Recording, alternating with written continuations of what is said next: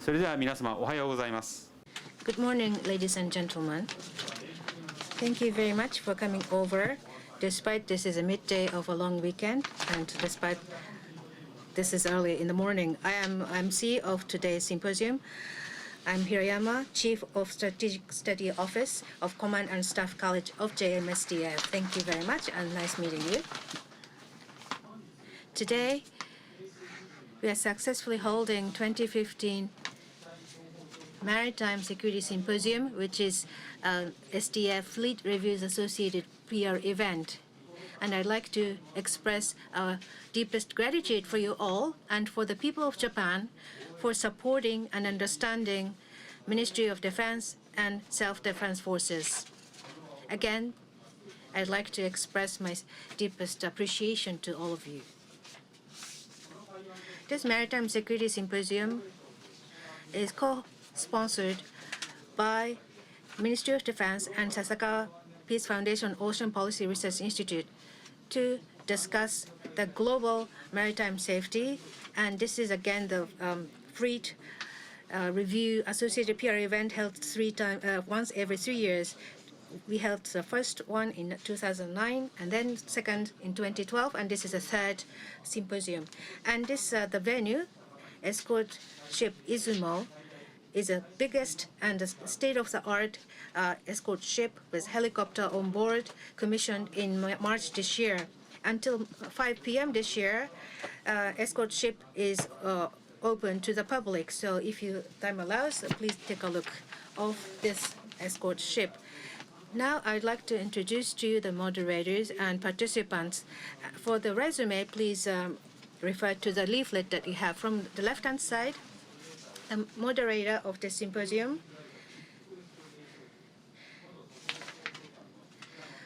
Admiral Masanori Yoshida, Research Professor of Policy Management, Keio University, the former commandant of Sasebo District of JMSDF. Next, Admiral Dennis Blair, Chairman and CEO, Sasakawa Peace Foundation, USA. And panelists, Admiral Hiroshi Yamamura, Commander of Escort Fleet, and Admiral Joseph Alcoin, Commander of U.S. 7th Navy 7th Fleet.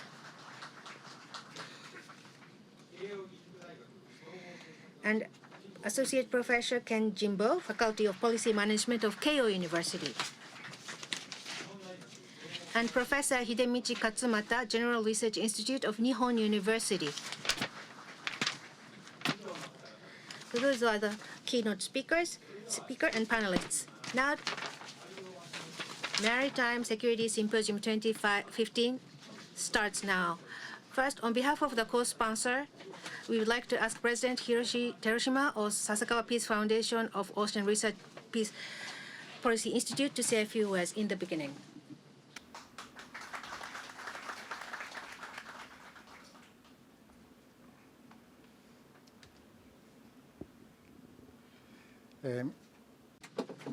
Good morning, ladies and gentlemen.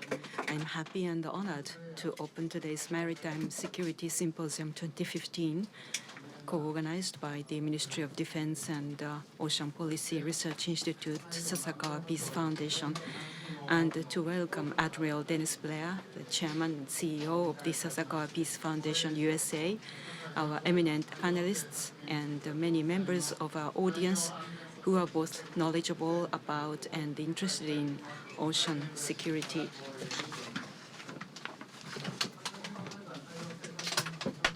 My name is Hiroshi Terushima, and I'm president of the Ocean Policy Research Institute of Sasakawa Peace Foundation. I'd like to now offer a few introductory remarks on behalf of the co-organizers of today's symposium.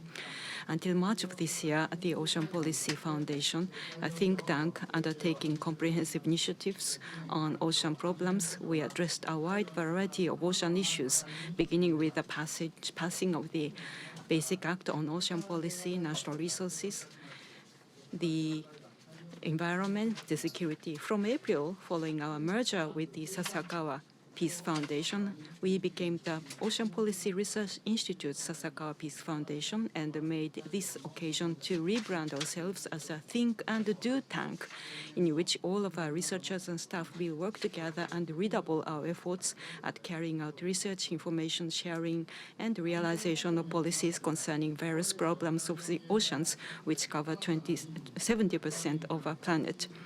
Regarding security issues, we have addressed primarily through SEEDS research the new duties and roles of Japan Ministry of Defense and the Japan Maritime Self-Defense Force. As part of this, the then Ocean Policy Research Foundation, beginning in 2009,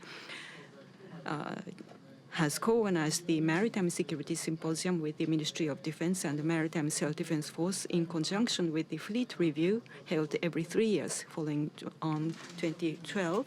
This marks the third Maritime Security Symposium, but our first as the research institute of the foundation.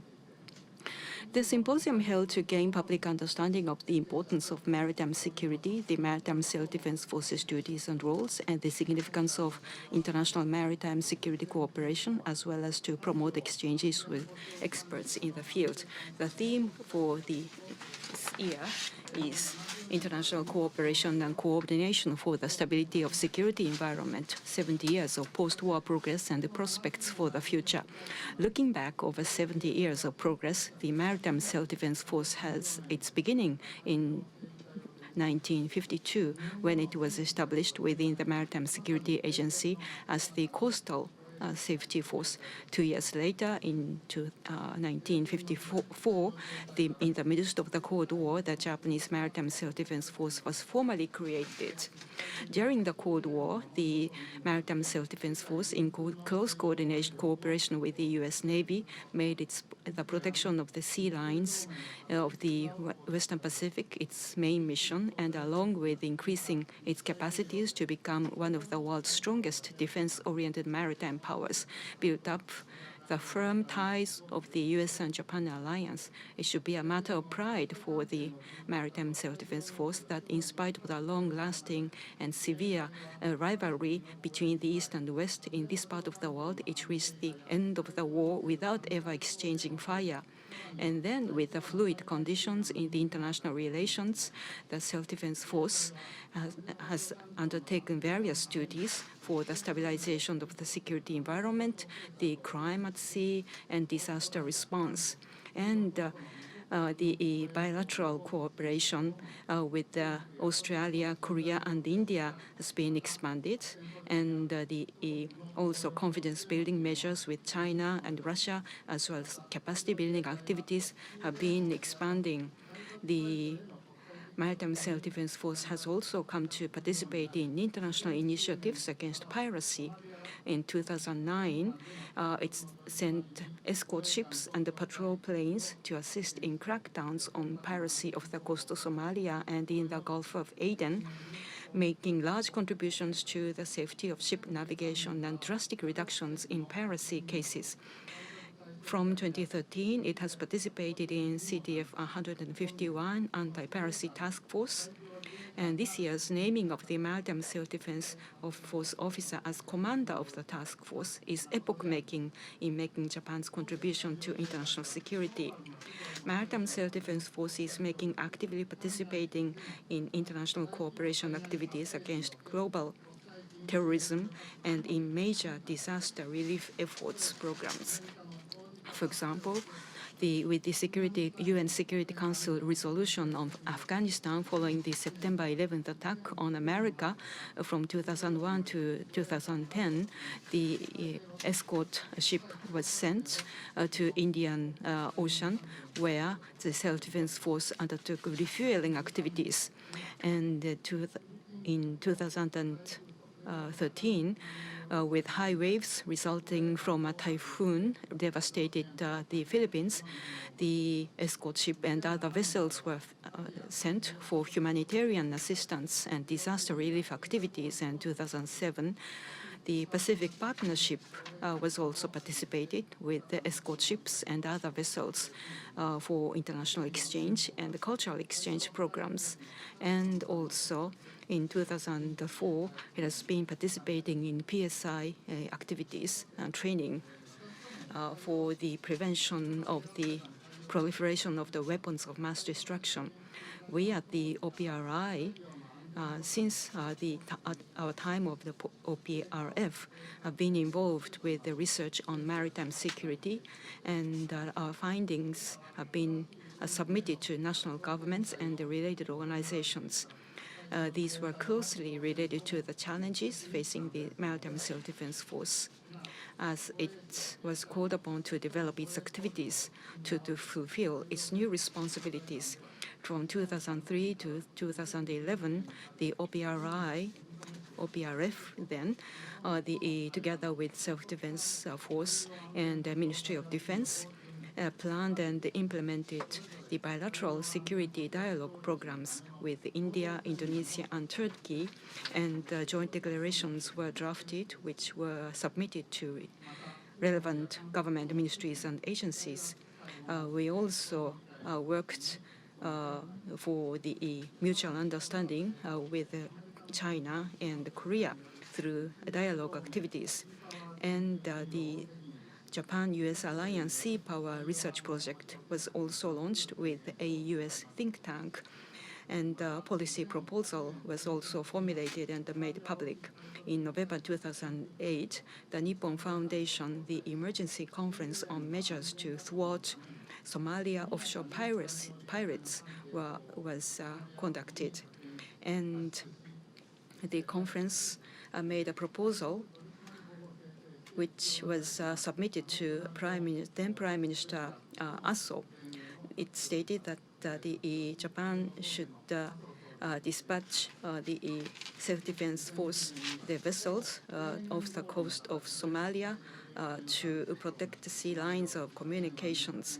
And in fact, we are very pleased that the law was enacted in order to implement the exact proposal that we made. And from 2009, the multinational defense dialogue program on stabilizing the security environment of the seas in Asia was launched together with experts with America, Indonesia, Australia, Korea, China, the Philippines, Vietnam, and Japan for exchanges of ideas. And the book entitled China's Advance into Oceans, Confusion in East Asian Seas and National Responses were published in 2012. From the 2013, the effect of the climate change and variation on the ocean security environment and seas level rise and the distribution of the marine biological resources have also been researched. And Northern Sea Route, the Eurasian Blue Belt research also started. Looking back at these new missions taken on by the Maritime Self-Defense Force and the research carried out by the OPRI, or then OPRF, they were truly basic elements in the opening up of the new era in security. As I said at the beginning, international cooperation and coordination for the maritime security environment and stability of the maritime security, 70 years of the post-war progress and prospects for the future, is this year's theme.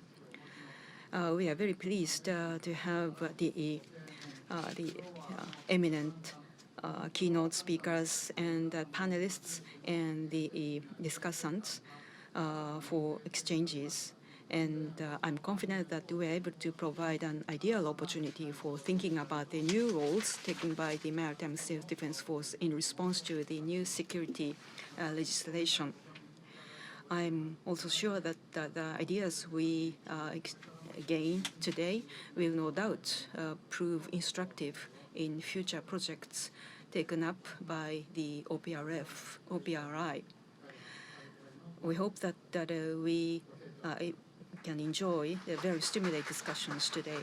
Thank you for your attention.